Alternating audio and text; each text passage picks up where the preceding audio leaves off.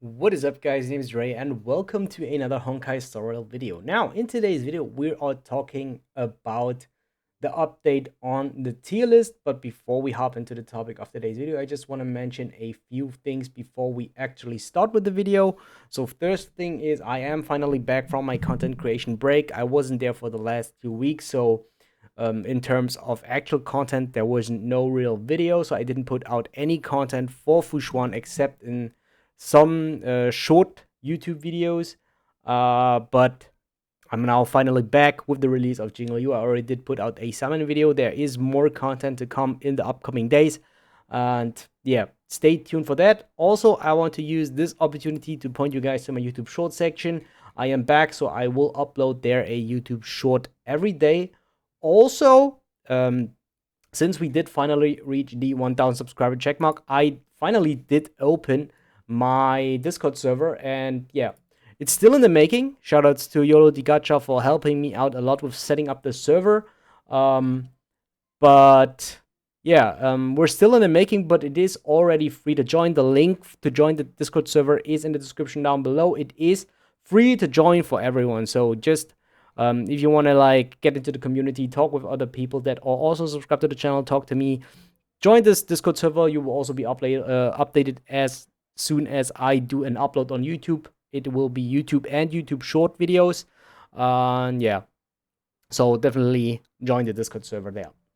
All right, with that out of the way, last thing I just wanted to mention is that I know I promised a second part of the 1,000 subscriber giveaway, and I will sneak this in one of my videos in the next week.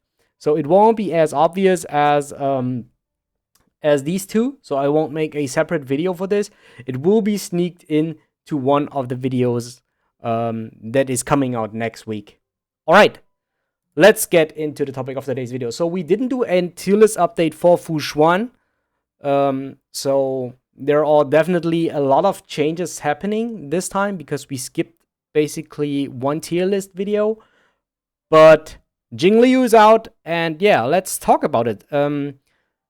As always, I wanted to do shoutouts to pridewin.gg. I'll always use their website because I agree with most of their choices on the tier list.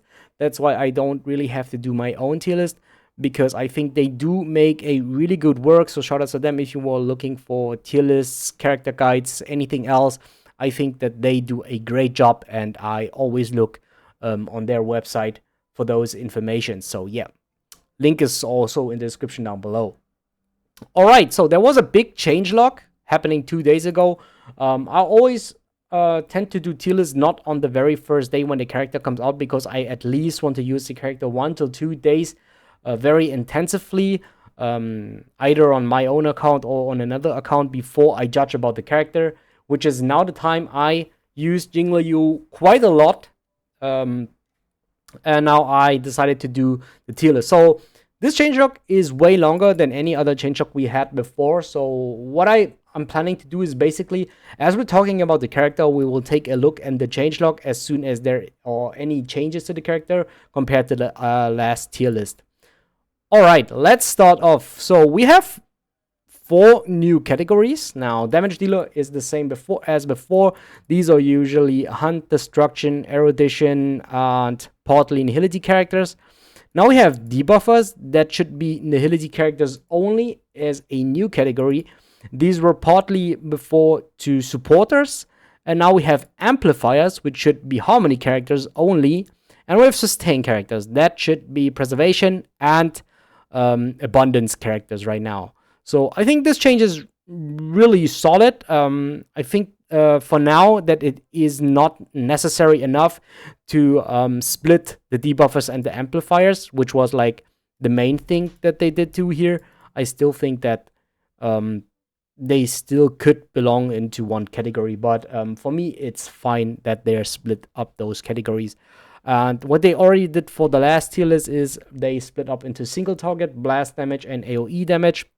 Blast damage, I didn't know what blast damage was before, but now I know it. Basically, it's basically if you attack, it's basically the synonym for splash damage. So I always translated blast damage with splash damage. Splash damage is basically if you attack an opponent and the adjacent enemies also will be hit as you're hitting that opponent. And AoE damage is really if you hit all the targets that are on available on the enemy side. Okay, now without the clarification, let's now get finally into the tier list. So today's tier list should be a little bit longer because I think there are a lot of changes here. So yeah, it could be like that it is at least a 20-minute plus video, maybe 30 minutes video. All right.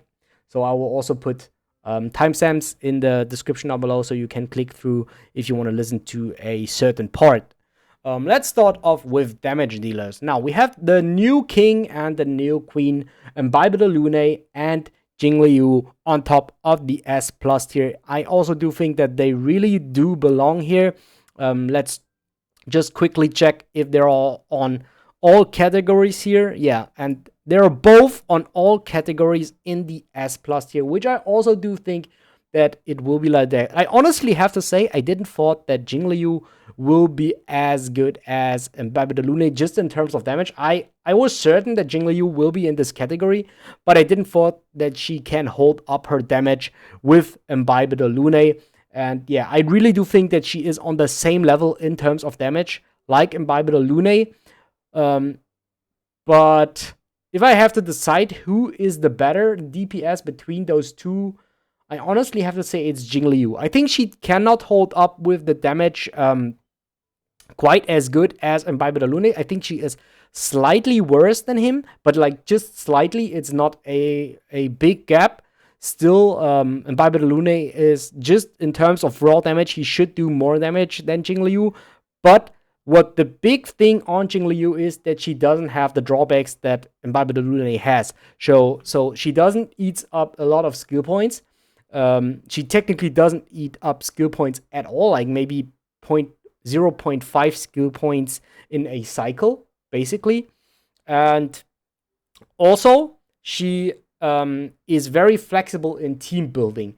So she doesn't rely on a certain team comp like IMBIBITOR LUNAE does, because you have to build around IMBIBITOR LUNAE that you can solve his skill point issues. That's why you want to pair him with units that are mostly skill point positive.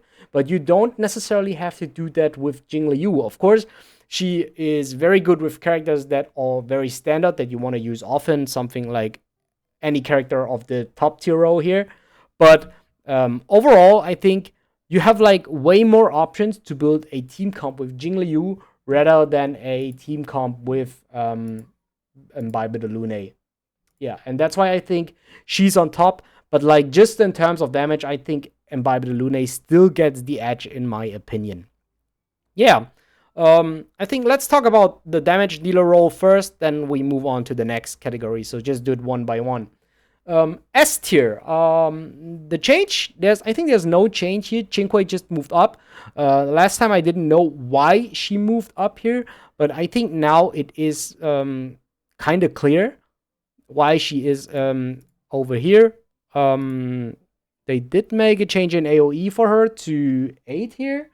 But besides that, in every other category, she is still S tier. And they did put that dice here because she relies on RNG. As you guys might not know, you have to press her E, then you draw a card, and you have to draw 4 matching cards to do her enhanced auto attack. And this does deal quite a lot of damage. And yeah, I didn't understand why she did put them here. But during the last patch, Swarm Disaster was the new content. And there is a new path that basically is evolved around characters that do use skill points. So it basically was a way to sell IMBIBITOR LUNAE even better, because it is a path that he heavily profits from, and he was already a unit that does a lot of damage, has a couple of drawbacks, and with that path they did fix a couple of drawbacks just for that content of Swarm Disaster. And as a nice side effect, Qingque was able to profit as well from these from this path, and that's why she moved up. Also, she did quite a lot of damage as well. So yeah, I think it's not only this, but people noticed that she does quite a lot of damage. I think that she can keep up with Seele. I think possibly on E6 she can even outdamage a Seele if you build her correctly and properly. Yeah, let's take a quick notice on the changelog why Qingque moved down to the A tier here. And it is, where is she? Qingque here. Well, Qingque is another victim of Jing Liu and Clara. While the Gamba Gremlin really shines in single target and blast scenarios, AoE is her weakness. Don't get me wrong, she can still one-shot 4 to 5 enemy waves, but it requires both proper setup and luck. Yeah, I think it's very reasonable to put her in A tier just because of the luck. Why she's still in S tier? Because her auto attack is a splash damage attack, so a blast damage attack. So basically, if she would hit that enemy, it will also adjust these enemies, and that's why I think they still kept her in the S tier for the blast damage category. For single target, it is no question then. But for the AoE, she's not able to hit all 5, only if she has the RNG to hit all her cards early, to hit, for example, this enemy. So these 2 will be hit, and then you have to do another round and have to hit this to hit these 2 enemies. So yeah, I can see that that's why she is a little bit worse in the AoE category. Yeah. For Blade Kafka, single target didn't change, blast damage didn't change, and AoE changed. They basically moved them down from S plus to S tier. Yeah, I think it's just due to the power creep of Jing Liu and IMBIBITOR LUNAE. I think that should be the only reason. I don't think that these 2 units are worse, but they look worse just because 2 new units came out that are way better. Now let's take a quick look at the changelog. We have Kafka Blade here. While an AoE damage output is still good and it will become better with Jing Liu, he can't match the current king and 2 queens of AoE. Yeah, and Kafka same as above. Yeah, it's basically what I just explained. So the units aren't worse, it's just that other units became better, and that's why they moved down on the AoE target. For blast and for single target damage, they are unchanged, they are still in the S tier. As the next unit, let's talk about Seele. Yeah, she was once the queen of DPS in the game. Still, she is very insane for single target damage. But I noticed that the game is moving more to a blast meta, especially units that can deal blast damage are more relevant right now, which is another reason why Qingque was able to move up. But like all these 4 units are exceptionally well in blast damage as well as in AoE scenario. Don't get me wrong, I was always a fan of Seele because I thought she was really insane.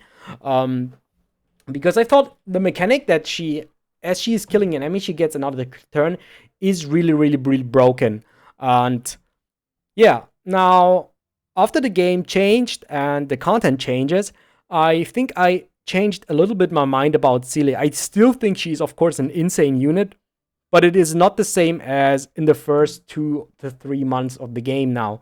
Now that the game is going into another direction, which why also the tier list and how the tier list is built changes, I think that Seele becomes more irrelevant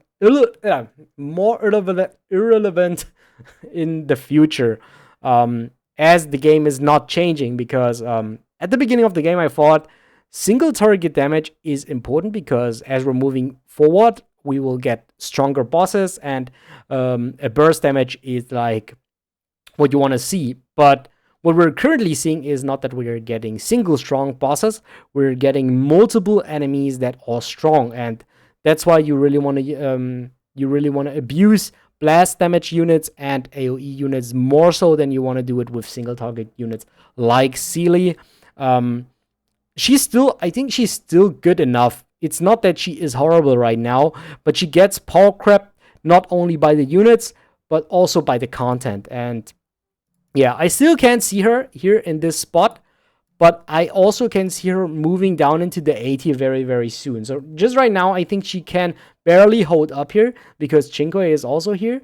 But I already feel like E6 Qingque is like could be a little more valuable than Seele because of this.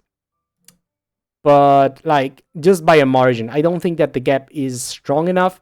I still think that Seele is a very insane unit. Like overall, I don't want to like hate her or anything, but I think that the content and the units that came out shift her into a worse position than she was before. Okay, let's move on with Jing Yuan. He was the second character. He got a lot of hate. Basically, I think, yeah, he is like, okay, he is like S in AoE, but that's still not as good as I think, because he is an erudition character, so he is focused on doing AoE damage, so he barely can hold up with these 3 units, especially with Blade and with Kafka. But in other scenarios, he doesn't really shine. I think I saw that in CN they used Jing Yuan quite a lot before Kafka came out. But as Kafka came out, they started to use Kafka more so. And they also used Blade more, because they are like better AoE and blast units. So that's why you don't really want to use Jing Yuan. The only people that really want to use Jing Yuan are people that didn't pull for those 2 characters, or didn't pull the Qingque, didn't pull for Seele. But just by that time, I think most of the players that started from day 1 have a Seele. Also, Seele will get a rerun very, very soon. So I think the majority of players really have Seele. So you have like other options here. So that's why I don't really think Jing Yuan will move up anytime soon. But I think that he could stay in the A tier. The only thing that I could see is that he will move from S to A tier in the future. But it should not be the next patch already, I think. It could be like 2-3 patches later that he moves from the AoE to the A tier. But in terms of single target and blast damage, he definitely will stay here, in my opinion. B tier. Let's start with Clara. Clara moved down because single target is... Okay, I think they did do quite a lot of changes to Clara. So let's maybe take a look at what tier she belongs to. So we have her in the B tier for single target. For blast damage, she is in the S tier, and for AoE, she is even in the S plus tier. And they also put on the dice symbol because she relies on RNG. Because the thing is, let's go over the changelog first.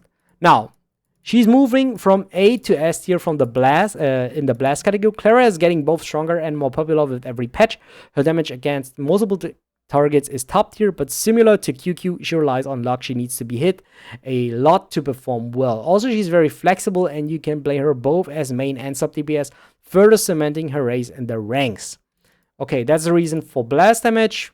Yeah, I think S tier is fair here. I think this explanation is really fair.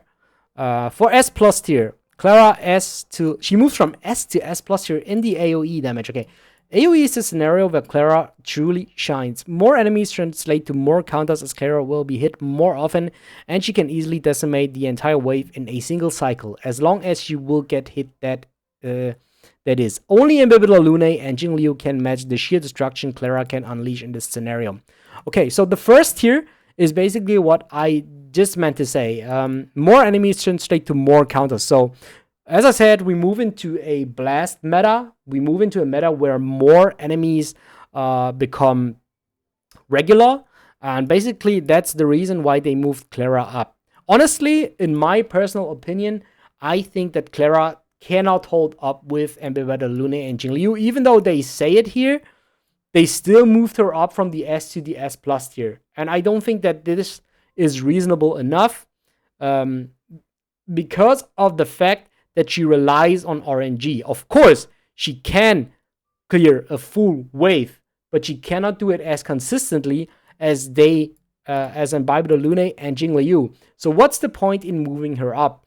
So this is like a small problem that I have here in the tier list. I think Clara should not belong into the S plus tier in AoE. I think that only IMBIBITOR LUNAE and JING LIU belong because they are very, very consistent in what they're doing. They're like basically guaranteed to clear the whole wave, while Clara is based on luck to clear the whole wave. And that's like the big difference why I would put her still in the S tier, even though she shines in that scenario. So I can see her in S tier here. Moving her from A to B tier, while Clara shines in AoE and blast scenarios, single target is a weakness, and we decided to lower her a bit. Yeah. So yeah, I think this is a fair option to move her down in a single target scenario because she sucks in single target. But I cannot see her being in the same row as IMBIBITOR LUNAE and Jing Liu for AoE damage, because I really think that they are the pinnacle of power creep right now. They're all like worlds better than other units in terms of damage and their kit. And I think they're not really on the same level as at all. So that's why I think she's more so. She could be like on the top of the S tier, but I don't really see her here. So there's like a disagreement that I have here. All right. There are no changes to Su Shang, no changes to Yang Qing, I think. Right. Su Shang, Yang Qing aren't changed. And Su Shang, Yang Qing, yeah, they aren't changed, so I won't talk about them here. So let's talk about Dan Heng. Dan Heng moved from B to C tier in single target. Okay, let's see. What is he? Blast also to C. AoE also to C. So he basically moved a whole tier down in every category. Yeah, I think that's a bit sad because he's still my main wind DPS currently because I didn't pull for Blade. But let's see if there did put any explanation here. Okay, Dan Heng, Serval Hook. All 3 lost ranks in all categories due to the adjustment that happened this patch to the tier list. Okay, there's not really an explanation here. I don't know. Yeah, I mean, I think this is complicated. I don't know if he is like that worse compared to these units. I honestly think Yang Qing could be like A tier, possibly, but I can live with him being in the B tier. But yeah, I don't know that. I didn't thought that Dan Heng is that bad. Yeah, but it's basically their opinion, and I think I still agree in a sense. I'm not 100% convinced putting him into the C tier because I don't think he's that worse. But as I'm looking to the other units, I think it's fair. I think it would be fair to move Su Shang maybe down to, and that Clara and Yang Qing be in the B tier and for single target. Yeah, then I think it would be fair. Yeah. Okay, Himiko, Hook, Serval. We just read over them. Like, just let us double check if there are changes in the blast damage category. Yeah, Himiko is still here. Serval is in the B tier, not in the C tier for blast damage, so she should also be in the AoE B tier. And Hook. So basically, Hook and Dan Heng are in the C tier for every category, while Serval still remains in blast and AoE, which I can see because, as I already explained. Oh, okay. They did put Su Shang at least in the C tier for the AoE scenarios, and for single target she's in B tier. Okay, so I think that's fine. That's fine then. And only Serval is in B tier. Yeah, I think this is very accurate. Because yeah, this is basically what just happened as we're moving into the blast damage meta, splash damage meta, as I already explained. I think that only these two are way more relevant than these characters here underneath. All right, okay. And the units on the bottom down below or whatever. Don't talk about them, I guess. I think, yeah, there are some niche players that use Orlan and Herta and maybe the physical Trailblazer, but I think the majority of players don't do that, so I'm really sorry to the players that do use those units. But I think most of the players honestly aren't that interested in my opinion on those characters. Okay, for debuffers, there's basically just the split into another category, but I think there aren't any changes. So if we're looking at this into one category, I think that there are no changes. I really feel Silverwolf becomes more relevant right now, which I noticed very recently, that there are a lot of very strong comp possibilities with Silverwolf. So I now really notice that Silverwolf become a very strong, relevant unit right now. Her weakness is basically AoE, which I can see because her skills are mostly just single target damage, and that's why she's not as good here. For Pela, okay, they just moved Pela up for blast and AoE damage in the S+ tier in the same row. Like, okay, if we're looking at this, basically Pela is as good as Silverwolf, because in single target, Silverwolf is above, but in AoE, she is down here, and Pela is moving up in AoE and Blast. Let's check what they're saying about Pela. Okay, A to S plus Blast and AoE. That's a long overdue upgrade. Pela is simply an outstanding character that can drastically amplify the team's damage, and unlike Silverwolf, she can do it in both Blast and AoE scenarios without any issues. Defense threat is one of the highest damage multipliers in the game. That scales super well the more you bring it to the battle. I think it is reasonable to put her up, especially because Jing Liu is the top tier DPS right now. So I think this is very reasonable to put her here. And she is the only defense threat that does on AoE. So I think, yeah, she can hold up with Silverwolf. At least for now. I think Silverwolf is still a more feature-proof character, because there are more and more different comps that are possible with Silverwolf. But Pela can really hold up right now, especially, as I already mentioned, because of Jing Liu being the top tier DPS right now. Okay, so there aren't any other changes for Luca, Welt, and Sampo here. Just check if there are changes in the Blast or AoE. Okay, there are no real changes. Yeah, I think I can agree. Welt, I think the only change was Welt was in the DPS section before as well. But as they're doing debuffers right now, they did put Welt back into the debuffer category. That's like, I think, the only change here. And he's 8 here in every category, which I also see, because I think Welt is not bad. He's very solid. But due to the power creep that happens right now, I think that Welt becomes a little bit weaker. Not weaker, but less used because of the other units. Yeah, Sampo is here. Okay, let's move on to the amplifiers. So the biggest change on the amplifiers is, okay, Tingyun moved 1 tier up, Asta moved 1 tier up, and Yukong stays the same. Let's check for the, okay, on all categories, right? Yeah, on single target, Blast, AoE. I think, like, for Harmony characters, the scenario should always be the same, because they will only buff the unit that is the DPS or your other units, and it will be the same buffs for every scenario. So I think that Harmony characters or amplifiers are the only characters, right now at least, that will always stay the same tier in the same row for every category as they're in one category. So, Tingyun, S plus everywhere. Another long overdue upgrade. Tingyun and Bronya are both top tier, and who is better is decided based on the DPS of your choice. They both are outstanding characters that have no match. And for Asta, yep, it's the day where supports are raised to their proper place. While not as good as Tingyun and Bronya, Asta shines in breaking any speed limits and allowing her allies to run laps around the enemies. I think this is something, actually, that I mentioned in my last tier list. I said that Tingyun should belong here, because I never ever thought Tingyun is worse than Bronya or Silverwolf. Honestly, I mean, yeah, they are, in terms of damage pushing, they are both better than Tingyun. But Tingyun's utility is like so good, especially now that she is one of the best supporters for a top tier character, IMBIBITOR LUNAE. Because the difference between those two, I think I already mentioned it multiple times, but I will mention it again.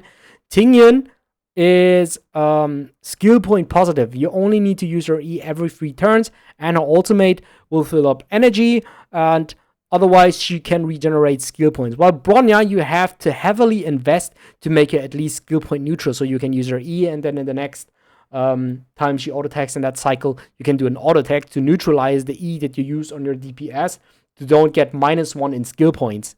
This was like the big disadvantage for Bronya for me, which why I always thought that Tingyun is a little bit better, not a little bit better, but Tingyun can hold up just because of that fact. I mean, in terms of raw damage, Bronya will be better than Tingyun. There's no question, but yeah, I think it is a very good decision to move Tingyun up in the S plus tier, because this is something that I would already have done. Asta, moving her 1 tier up, I think is also fair, because I also do think she is better than Yukong, and you want to see it on the tier list. There are like a lot of different possible team comps evolving around Asta, and it is only reasonable to put her up here.